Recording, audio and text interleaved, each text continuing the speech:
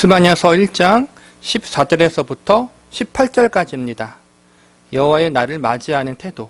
소선지서를 공부하다 보면 여호와의 날이라는 말이 참으로 많이 나옵니다. 보통 여호와의 날이라는 것은 하나님의 심판의 때를 지칭하는 말로 많이 사용됩니다.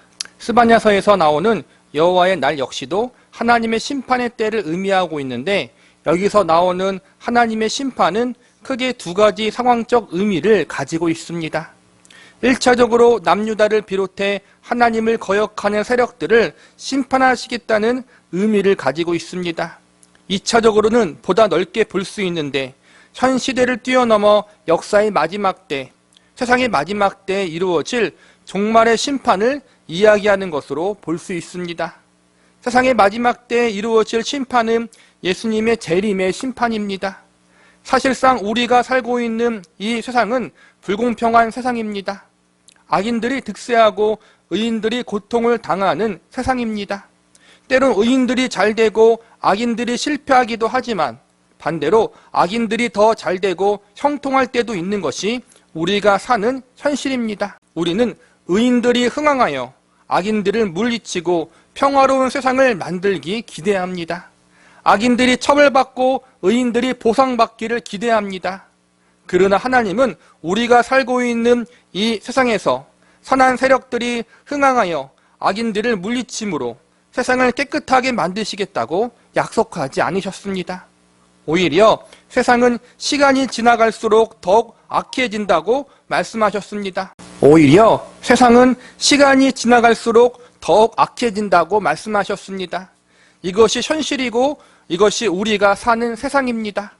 정의롭지 못하고 의롭지 못한 것이 인생입니다. 그러나 이 모든 불공평한 현실은 하나님이 정하신 종말의 때 모두가 정리될 것입니다. 하나님이 창조하신 모든 세계를 예수님의 재림의 때 심판하시고 다시 하나님이 세상을 새롭게 하실 것입니다. 그때 비로소 하나님의 완벽한 공의와 정의가 실현되어질 것입니다. 우리는 그날을 기대하고 소망하며 믿음으로 불공평한 이 현실을 잘 인내하며 살아가야 합니다. 우리가 지난 시간 강해 설교를 통해 배웠던 하박국서의 중심 메시지가 바로 이것이 아니었습니까?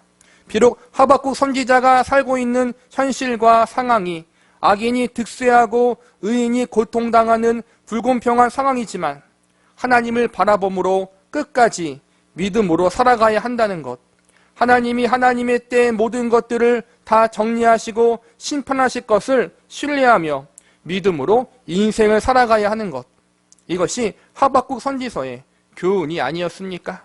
스바냐 선지서도 마찬가지입니다. 지금은 불합리하고 불공평한 세상인 것처럼 느껴지지만 하나님께서 하나님의 때에 악인들을 심판하실 것입니다. 그것의 시기와 때가 인간의 눈으로 볼 때 더뎌 보이고, 그것이 내가 살아있는 동안 이루어지지 않을지라도, 심지어 이 땅에서 모든 정의와 공의가 실현되지 않을지라도 마지막 날 하나님이 완전하고 완벽한 심판을 내리실 것입니다. 모든 피조물들에게 예외 없이 하나님의 심판을 실행하실 것입니다. 예수님이 재림하셔 완전하고 완벽한 정의와 공의를 실행하실 것입니다. 그러므로 결국 우리가 의지하고 바라봐야 할 대상은 이 모든 것들을 주관하실 하나님 한 분밖에 없는 것입니다. 지난 시간 스바냐서 1장 전반부와 중반부를 공부하면서 배운 메시지도 우리가 의지하고 신뢰해야 할 대상에 대한 문제가 아니었습니까? 스바냐서의 가장 중요한 핵심 메시지가 바로 이것입니다. 우리의 믿음과 신뢰의 대상은 하나님밖에 없다는 것입니다. 오늘 스바냐서 1장의 후반부를 공부하게 됩니다. 오늘 배우게 될 말씀에는 하나님 외에 다른 것을 믿고 의지하는 결과가 어떻게 되는지에 대한 설명이 나오고 있습니다. 하나님이 아니라 세상을 의지하고 나의 실력과 능력을 의지하고 그러다가 결국에는 낭패를 경험하게 된다는 교훈이 오늘 우리가 배울 스바냐서 1장의 마지막 부분의 내용들입니다. 처음에는 하나님을 의지하지 않고 인간의 지혜와 능력으로 살아가는 것에 결과가 좋아 보일 때가 있습니다. 하나님을 의지하지 않아도 잘 되는 것 같고, 하나님을 바라보지 않아도 모든 것이 형통하는 것처럼 보일 때가 있습니다. 그러나 하나님이 정하신 심판의 날, 여호와의 날이 다가오면 그때 거짓된 것들이 무너지게 되고 비로소 그들이 믿고 의지했던 것이 얼마나 허망한 것인지 알게 될 것입니다. 오늘 본문에서 하나님은 이러한 사실을 미리 알려주심으로 낭패를 보기 전에, 허망한 경험을 겪기 전에 회개하고 환난을 피하라고 경고를 해주고 계십니다. 우리는 오늘 하나님의 경고의 내용에 대해서 살펴보면서 이 경고의 내용 속에 담긴 의미와 저와 여러분이 배워야 할 교훈에 대해서 공부해보는 시간을 가져보도록 하겠습니다. 우선 이스라엘 유다 백성들이 의지했던 것은 무엇이었는지 먼저 살펴보도록 하겠습니다. 첫 번째로 이스라엘 백성들은 예루살렘 성을 의지했습니다. 본문 14절을 보시기 바랍니다. 여호와의 큰 날이 가깝도다, 가깝고 빠르도다. 여호와의 날의 소리로다. 용사가 거기서 심히 슬피 우는도다. 14절에 보니까 여호와의 날이 가깝고 빠르게 왔다고 선언하면서 그때 용사가 슬피 운다고 이야기하고 있습니다. 용사는 싸움에 나갈 수 있는 건장한 남자를 의미하는 것입니다. 전쟁에 나갈 수 있는 건장한 남자가 슬피 운다는 것은 이미 전쟁에서 패배했다는 것을 알려주고 있는 것입니다. 이어지는 15절을 보시기 바랍니다. 그날은 분노의 날이요 환난과 고통의 날이요 황폐와 패망의 날이요 캄캄하고 어두운 날이요 구름과 흑암의 날이요. 여기서 보니까 이 날은 분노와 환난과 고통의 날이요 황폐와 패망의 날이라고 이야기하고 있습니다. 빛도 없는 캄캄하고 어두운 날이라고 선언하고 있습니다. 이는 남유다 왕국이 그들이 저지른 범죄함으로 인해 하나님께 심판받고 바벨론의 침략을 받아 나라가 멸망당하게 되는 것을 예언하고 있는 것입니다. 나라가 멸망당했으니 용사들이 슬피 울고 백성들이 구름과 흑암이 있는 절망의 날이라고 통곡하는 것입니다. 하나님은 스바냐 선지자를 통해서 남유다 왕국에게 임할 심판의 모습에 대해서 미리 알려주고 계시는 것입니다. 본문 16절을 보시기 바랍니다. 나팔을 불어 경고하며 경고할 성읍들을 치며 높은 망대를 치는 날이로다. 16절에 주목해서 볼 단어는 경고할 성읍과 높은 망대입니다. 성읍과 망대는 적들이 쳐들어올 때 아군을 보호할 수 있는 수단들입니다. 성읍은 마을이나 도시 주변을 돌로 높은 울타리를 세워서 만들어진 안전한 장소입니다. 망대는 적들이 쳐들어오나 감시하는 높은 탑과 같은 곳입니다. 성읍이나 망대나 모두 적들로부터 아군들을 안전하게 보호하고 적들을 물리칠 수 있는 장소인데 이러한 곳들이 적들로부터 공격당한다고 나와 있습니다. 다시 말하면 자신들이 가장 안전하다고 생각되어지는 곳들이 적들에 의해서 무너지게 된다는 것입니다. 그 당시 남유다 백성들이 가장 안전하게 믿었던 곳은 수도 예루살렘이었습니다. 유다의 수도 예루살렘은 험악한 산악 지역에 세워진 산성이었습니다. 100명의 군인으로 1000명의 적들을 방어할 수 있는 요새 중에 요새였습니다. 곳곳에 높은 망대가 설치되었고 성벽 또한 아주 두껍고 높았습니다. 많은 이스라엘 백성들이 이 성 안에만 있으면 안전할 것이라고 여겼습니다. 그러나 어떻게 되었습니까? 유다 민족이 바벨론에 의해서 침략당할 때 그들이 안전하다고 믿었던 장소도 그들을 지켜주지 못했습니다. 견고한 산성이었던 예루살렘 성벽은 구멍이 뚫려서 성 안에 있는 백성들이 적들에 의해서 유린을 당합니다. 결국 모든 성벽들이 무너지고 맙니다. 이 경고는 그 당시 남유다 백성들에게만 해당되는 것이 아닙니다. 하나님의 마지막 심판의 날에는 인간이 만든 가장 안전한 장소들도 결코 안전할 수 없다는 사실을 명심하고 있어야 할 것입니다. 하나님의 심판의 손길을 벗어날 인간의 피난처가 없다는 것입니다. 남유다 백성들은 그들이 믿고 신뢰했던 예루살렘 성벽과 견고한 망대들이 그들을 영원히 보호해 줄 수 있다고 믿었지만 결과는 참혹했습니다. 많은 사람들이 인류의 종말은 핵전쟁이나 자연재해로 인해서 발생하지 않을까라는 걱정을 합니다. 그래서 미국에 가면 안전 벙커라는 건물을 짓는 사업이 제법 잘 발달되었다고 합니다. 벙커는 지하 깊은 곳에 짓는 안전시설이라고 할 수 있습니다. 핵전쟁이나 기타 다른 재해가 생겨도 일정 기간 동안 지하의 공간에서 살아갈 수 있도록 만든 시설이 벙커입니다. 이미 돈이 많은 부자들은 자신들의 집이나 별장 밑에 수천만 원에서 수백억이 넘는 돈을 들여 이러한 벙커를 지어놓고 있다고 합니다. 이러한 안전시설들이 물론 전쟁이나 재해들에서 일정 부분 우리들을 보호해 줄 수 있습니다. 그러나 이러한 것들 역시 완전한 것도 아니요 영원한 것도 아닙니다. 무엇보다 하나님의 마지막 날 심판에서 우리를 보호해 줄 수 있는 것은 아무것도 없습니다. 하나님의 최후 심판은 전 우주적이며 동시에 모든 피조 세계물에 대한 심판이기에 아무리 지하 깊은 곳에 벙커를 짓거나 지구 밖의 다른 행성으로 피난을 가도 소용이 없습니다. 하나님의 심판의 날 우리를 지켜줄 가장 안전한 피난처는 심판의 주체이신 하나님밖에 없습니다. 하나님을 의지하고 하나님 안에 있을 때 하나님이 우리에게 허락하신 유일한 구원의 길인 예수 그리스도 안에 있을 때 우리에게 하나님의 마지막 날은 무서운 심판대 앞에 나가는 것이 아니라 은혜의 보좌로 나아가는 날이 될 것입니다. 두 번째로 이스라엘 백성들은 금과 은을 의지했습니다.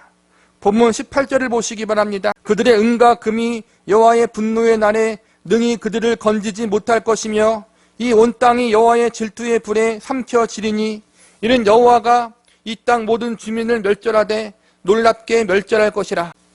지난 시간 예루살렘이 어떻게 함락되었는지 그 구체적인 모습을 스바냐가 예언한 말씀을 배웠습니다. 특별히 11절에 보면 막데스 주민들을 언급하며 그들이 패망하고 멸절당하는 모습이 나와 있었습니다.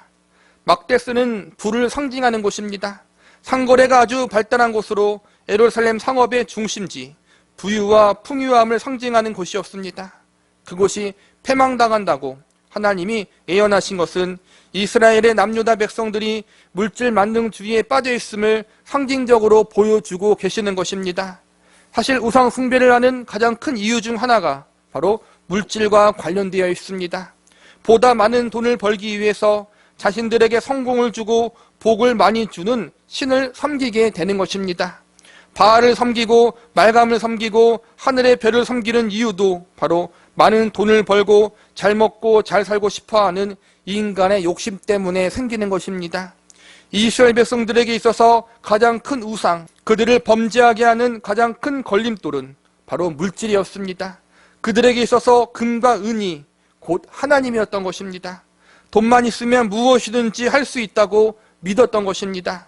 그래서 하나님은 유다 백성들이 하나님처럼 떠받들고 있었던 금과 은도 결국에는 그들을 하나님의 심판에서 건져내지 못할 것이라고 선언하십니다. 오늘날도 많은 사람들이 은행 통장에 있는 잔고를 의지합니다.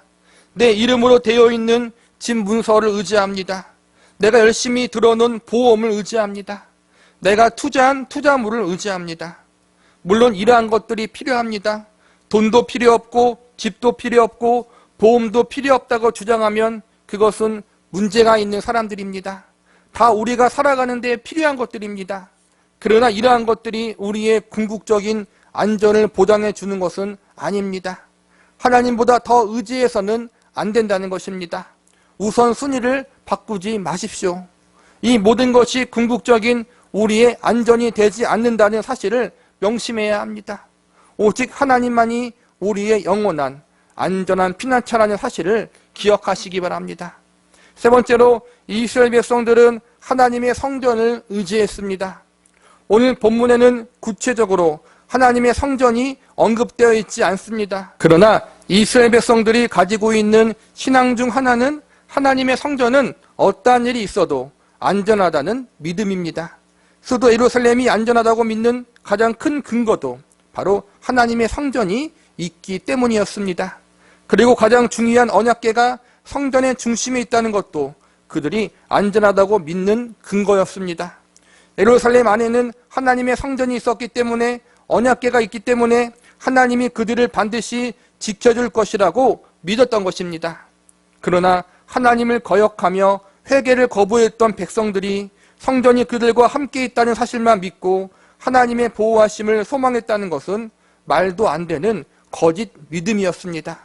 우리는 우리의 믿음이 올바른 믿음인가를 확인해 봐야 합니다. 어떤 목사님들은 우리나라에 교회와 성도가 많이 있고 선교도 많이 하고 그래서 하나님이 우리나라를 보호해 주실 것이라고 말합니다. 또 어떤 분은 우리나라 애국가에 하나님이 보호하사라는 가사가 있어 하나님이 우리나라를 보호해 주실 것이라고 이상한 말도 하기도 합니다. 그러나 여러분, 이러한 것들이 우리나라를 보호해 주고 저와 여러분을 보호해 주는 것이 아닙니다. 교회와 성도가 올바르고 건강한 믿음 안에서 하나님을 의지할 때, 그럴 때 하나님이 우리와 우리나라를 보호해 주는 것입니다. 많은 사람들이 무조건 믿습니다 라고 하면 그것이 좋은 믿음이라고 착각을 합니다. 마치 이스라엘 백성들이 자신들은 죄악 가운데 있으면서도 하나님의 성전과 언약궤가 있으면 안전하다고 믿는 것 같이 잘못된 믿음을 가지고 있으면서도 그것을 깨닫지 못하는 어리석은 사람들이 오늘날 얼마나 많은지 모릅니다. 이러한 잘못된 믿음을 가진 남유다 백성들의 결과는 어떻게 되었습니까? 그들이 의지했던 견고한 예루살렘 성벽도 무너졌고 그들이 믿었던 하나님의 성전도 무너지고 말았습니다. 언약궤는 바벨론의 침략 이후 사라져서 영영이 찾을 수 없게 되었습니다. 인간이 만든 성벽이나 망대가 그들을 지켜주지 못했습니다. 심지어는 하나님의 성전도 그들을 지켜주지 못했습니다. 언약궤조차도 그들을 지켜주지 못했습니다. 여기서 우리가 배워야 할 것이 무엇입니까? 인간이 만든 가장 안전한 건물들이, 인간이 만들어낼 수 있는 수단과 방법들이, 심지어는 건물로 지어진 하나님의 성전도 궁극적인 피난처가 될 수는 없다는 것입니다. 우리의 궁극적인 피난처는 하나님 한 분밖에 없습니다. 하나님 한 분밖에 없다는 것은 결국 하나님 안에 거하는 것이 가장 안전하다는 것입니다. 믿는 사람들은 대부분 하나님이 우리의 가장 안전한 피난처라는 사실을 인정합니다. 세상이나 인간이 우리의 안전한 피난처가 아니라는 사실을 인정합니다. 그러나 문제는 가장 안전한 피난처인 하나님의 보호를 받는 방법이 무엇인가? 어떻게 하는 것이 하나님 안에 거하게 되는 것인가라는 문제에 대해서 혼란스러워합니다. 이스라엘 백성들은 예루살렘 성벽과 하나님의 성전이 그들의 안전한 피난처라고 믿었습니다. 언약궤가 있는 그 도시가 가장 안전할 것이라고 믿었습니다. 그것이 그들의 신념이자 믿음이었습니다. 언약궤가 그들과 함께하고 있다는 사실이 그들에게 있어서는 하나님의 보호를 받는 방법이라고 믿었습니다. 우리도 이러한 이스라엘 백성들의 오류와 실수를 똑같이 반복해서는 안 됩니다. 마치 내가 교회라는 건물 안에 있으면, 십자가가 우리 집에 걸려 있으면, 내가 십자가 목걸이를 차고 있으면 그것이 마치 나를 보호해주고 하나님이 나를 지켜주고 있다고 생각하는 오류를 범하는 성도들이 있습니다. 성경책을 찢어서 혹은 성경 구절을 하나하나 벽에 도배지처럼 붙여 놓는다고 해서 그것이 우리를 보호해 주는 것이 아닙니다. 말씀 액자를 집에 많이 걸어 놓는다고 해서, 차에 십자가를 달아 놓는다고 해서 그것이 하나님의 환심을 사서 우리를 보호해 주는 것이 아닙니다.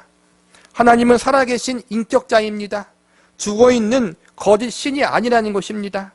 특정 주문을 외우고 특정 종교 의식을 행하면 알아서 응답해 주시는 분이 아닙니다.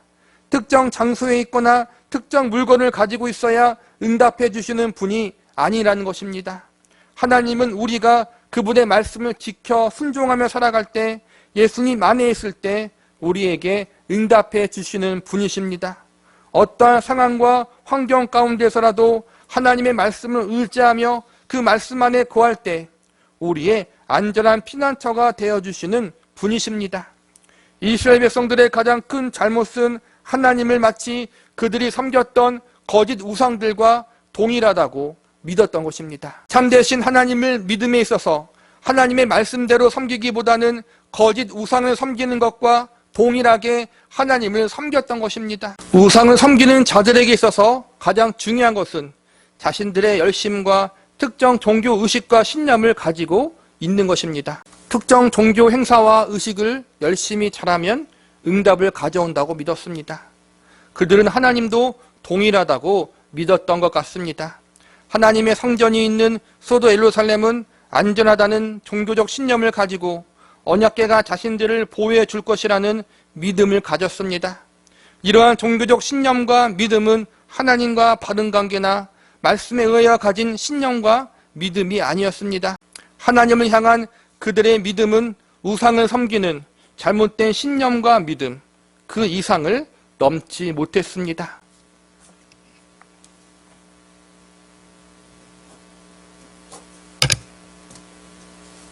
그래서 그들은 하나님의 성전과 언약궤를 단순히 하나님의 보호하심을 가져오는 주문이나 부적 혹은 도구나 통로처럼 여겼습니다. 하나님은 결코 그렇게 말씀하신 적이 없습니다. 그런데 그들은 하나님의 말씀과 상관없이 자신들 스스로의 열심과 생각이 만들어낸 종교적 신념과 믿음을 고집했습니다. 하나님은 분명 하나님의 말씀을 듣고 회개하고 돌아오면 된다고 하셨는데 그동안 하나님보다 더 사랑했던 것들을 버리고 하나님께 돌이키면 회복시켜 주신다고 했는데 이러한 하나님의 뜻을 무시하고 끝까지 자기들의 생각과 뜻을 고집했습니다. 그러다가 결국 어떻게 됩니까? 심판의 날에 망하게 되어 버립니다. 세상을 의지하면 안 됩니다. 그리고 더불어 가장 거룩하다고 생각되어지는 내가 정답이라고 여겨지는 종교적 신념과 믿음도 의지하지 마시기 바랍니다. 인간이 만들어낸 거짓 신념과 의식도 의지하지 마시기 바랍니다. 오직 하나님만 의지하되 성령 하나님이 기록하신 성경 말씀을 통해서 그 말씀을 통해 올바른 믿음을 가지고 하나님을 의지할 수 있기를 바랍니다. 잘못된 신념과 잘못된 믿음은 결국 우상을 숭배하는 것과 동일한 범죄라는 사실도 잊지 마시기 바랍니다. 말씀을 마무리하겠습니다. 인간의 피난처, 인간의 수단과 방법은 궁극적인 피난처가 될 수 없습니다. 심지어 가장 거룩하다고 여겨지는 우리의 종교적 열심이나 행위도 우리의 피난처가 될 수 없습니다. 궁극적으로 우리가 의지해야 할 대상은 오직 하나님 한 분뿐입니다. 하나님이 우리의 피난처요 구원자라는 것입니다. 무엇보다 하나님을 의지하고 신뢰하되 내 생각, 내 방법, 내 뜻, 내 의지대로 하지 마시고 하나님의 말씀대로 의지하고 신뢰하시기 바랍니다. 내 체험, 경험, 느낌, 내 뜻을 절대시하지 마시고 내 생각대로 하나님을 믿는 것이 아니라 오직 하나님이 기록하게 하신 성경 말씀대로 하나님을 믿는 건강하고 올바른 믿음의 소유자가 되시기 바랍니다. 이러한 자들에게 있어서 여호와의 날은 무서운 심판의 날이 아니라 하나님의 은혜의 날이 될 것입니다. 하나님의 심판의 날은 두 가지 성격을 갖고 있습니다. 하나는 믿지 않은 자들에게는 두려움의 날이요 징계의 날이 될 것입니다. 그러나 믿는 자에게는 하나님 말씀을 순종하는 자에게는 최후 승리의 날이 될 것이고 기쁨과 즐거움의 날이 될 것입니다. 그러므로 우리 그리스도인들은 마지막 날을 두려워할 필요가 없습니다.